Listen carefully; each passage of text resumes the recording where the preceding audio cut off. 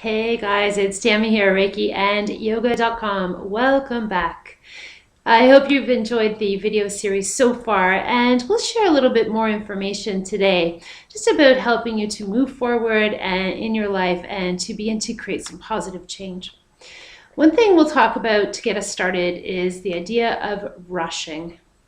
How often do you feel rushed in a given day or week? Now, in some countries, they don't have an issue with rushing because they just don't rush. If you've ever spent any time in the islands where it's just too hot to rush anywhere, you know exactly what I mean. But in the West, particularly in North America, Canada, and the US, we spend the majority of our day in this feeling of rushed mode. We have to get our to-do list done, we have to take care of our families, we have to make the supper, we have to get laundry done, we have to blah, blah, blah, blah, get all of these things taken care of.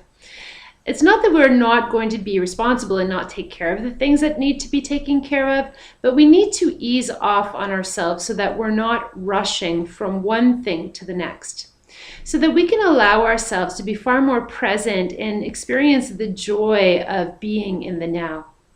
If we look at the definition of rushing, it is violent forward action.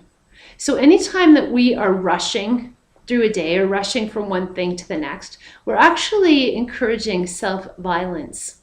So let's stop being violent to ourselves, first and foremost, and stop rushing around everywhere. Give yourself more time and give yourself more freedom to simply be. I think just being has been given a hard knock in our society, a bad rap really, because for the most part, I guess it's the Puritan background that most of us have of work hard, get it done, that type of thing.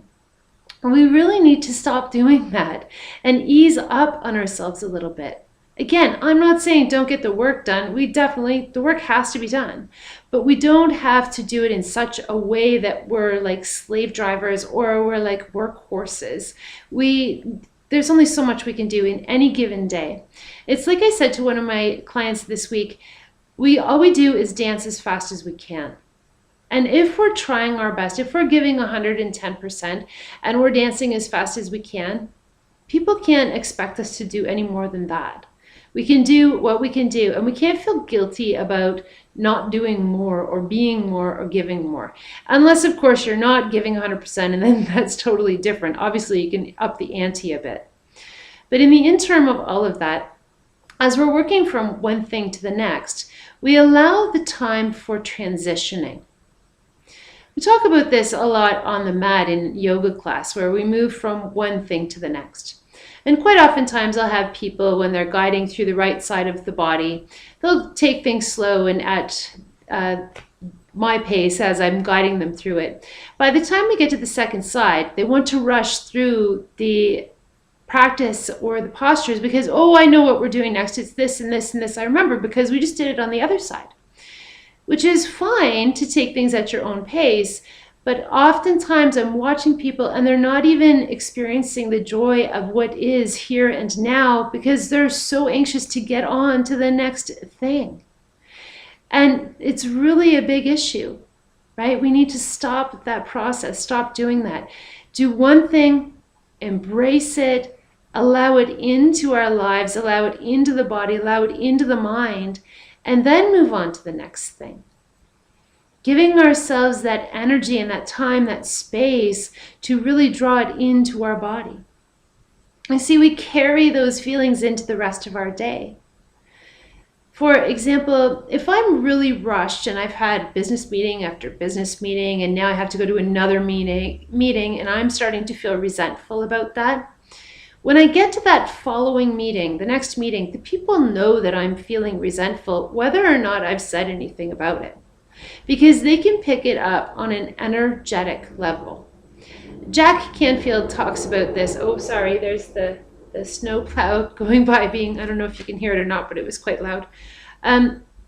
Jack Canfield talks about this idea, and he says that it's the inner net, inner as in I-N-N-E-R, the inner net.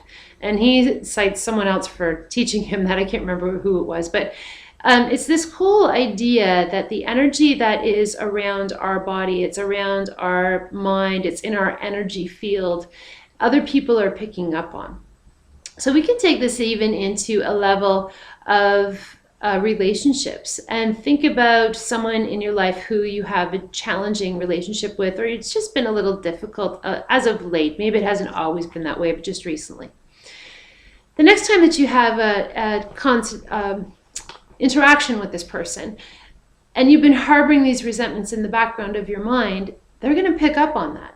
And they might not be able to put it in words to exactly, oh, I can read your thoughts, I know you better than yourself, and all of that kind of garbage conversation that people can get into. But and I say that only because nobody knows you better than you. And so if anyone who tells you that they know you better than you know yourself, they have no idea what they're talking about. It's coming from a state of ego and nothing more. So just realize that. But when we're vibrationally coming into a space with someone else, and we're having this interaction with them, if we've harbored up all of these resentments that have built up and built up and built up in our mind, then when we have interaction with that person, they know it. They feel it, right? Then they might be off, and then there's a whole underlying feeling of offness, or whatever you want to call that, between the two of you, or just everything just feels incorrect. So how do we change this energy? By being mindful of transitioning, by not rushing through your day, and by taking that small amount of time to flow from one thing to the next. So allow your day to have its ebb and its flow. It has its time where there's stops and pauses and, time to reflect. And it has its time where it's in full gear and full speed ahead. But we're finding these spaces on the in-between where it has this wonderful flow, just like a stream going through the river.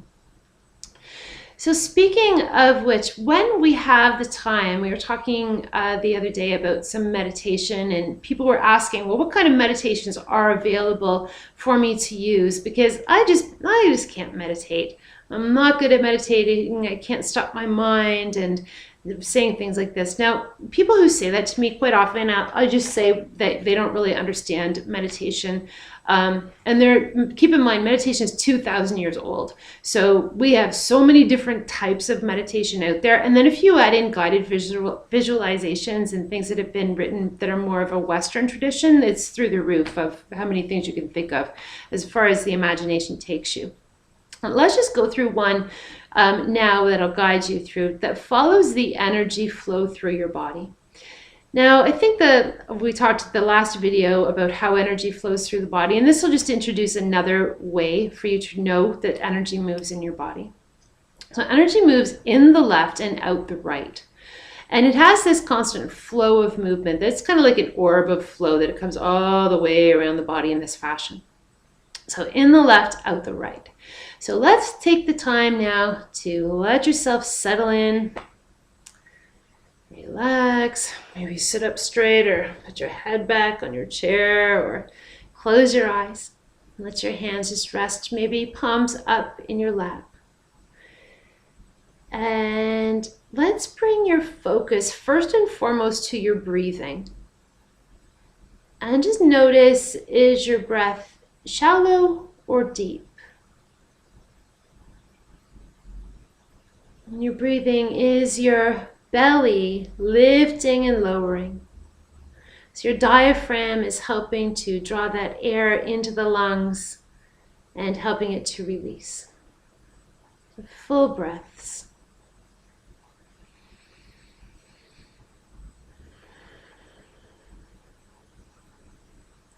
And that's it. And with each exhalation, imagine that your body is sinking deeper into the support of the chair beneath you. So feel yourself relaxing through the scalp. Soften that big brow muscle across the forehead. Let the ears relax. Soften your jaw. Just let there become a little tiny space between the upper and lower teeth, but keep your lips together, softly touching. And breathe at peace with the present moment, at peace with the here and now. And allow yourself to release through the neck and shoulders, and the arms, the hands, the fingers, front and back of the torso, into the hips, the thighs, the knees, the ankles, the feet. I should say if you're cross-legged too, you should turn your feet so that your feet are flat on the floor. And take a moment to adjust your posture if it's needed, and just ask yourself, what could you do to get 10% more comfortable than you are right now? And whatever the answer is to that, just go ahead and do that. If that means fixing some clothing around or sitting back a bit more comfortably in your chair. You got it. So more deeply relax with each breath. Now let's follow that flow of energy. We'll bring your focus to your left foot and allow the left foot to begin to draw energy up and into the body.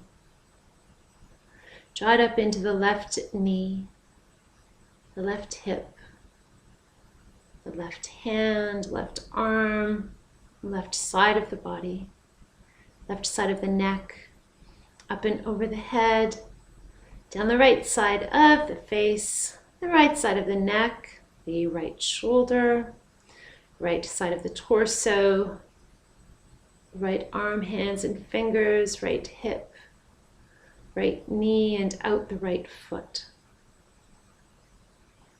So I want to go in the left and out the right, so speed up the process. Let it come in that left foot. Draw it up into the left knee, left hip, left side of the body, left shoulder, left side of the neck, up and over the head is moving out the right now. Right side of the neck, arm, shoulder, down into the right hip, right knee, right ankle, right foot. In the left and out the right. Speed it right up in the left, out the right, but not speeding it up to a point of rushing. Very good.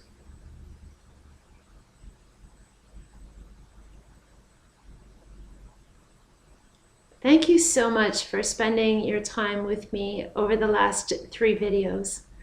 And definitely click over to reikiandyoga.com energy companion _ ebook. I'll put the link below. And you can definitely have a look at that program. It is packed with some fantastic information about your body, about deciphering the differences between what you're feeling in your body. So, for example, if I have an issue with my right hip, and with both of my hips, and my right hip is hurting more than the left hip, what does that mean? What questions can I ask myself? How is my body talking to me by letting me know because that one hip is out of balance more than the other side?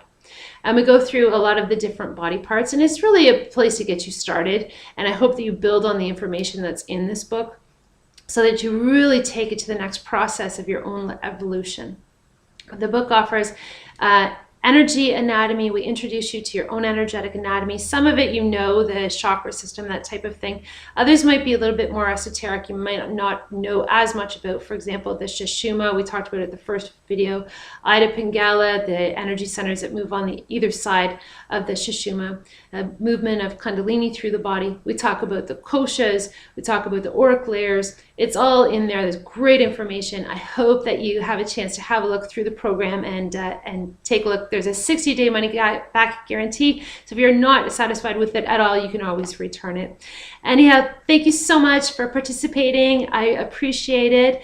May you be so very blessed, and I hope to see you again along our journey. Namaste and be well.